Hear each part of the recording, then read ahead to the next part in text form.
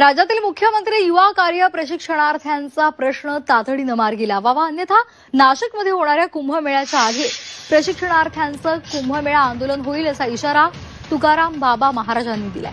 राज्याचे उद्योगमंत्री उदय सामंत यांनी सरकारच्या माध्यमातून प्रशिक्षणार्थ्यांचे प्रश्न सोडवण्याचं आश्वासन सानीमधील बेमुदत उपोषणाच्या आंदोलनादरम्यान दिलेलं होतं।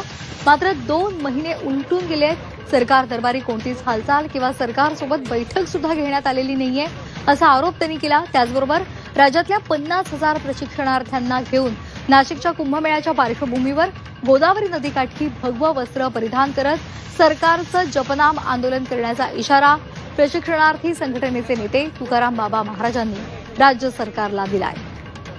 50,000हून अधिक विद्यार्थी त्या ठिकाणी घेऊन भगवा ड्रेस परिधान करून त्या गोदावरीच्या नदीमध्ये स्नान करून त्याच ठिकाणी नामजप, जसं देव भेटावं परमेश्वर भेटावं म्हणून संत महंत त्या ठिकाणी उपोषण करतात किंवा त्या ठिकाणी अनुष्ठान करतात। तर त्या ठिकाणी हे तरुण मुलं त्या गोदावरीच्या काठावरती बसून नाम जप करून हे मंत्री महोदय त्यांना भेटून आमचं पुढे काय होणार या संदर्भात स्पष्टीकरण द्यावं किंवा आम्हाला मार्ग सांगावा।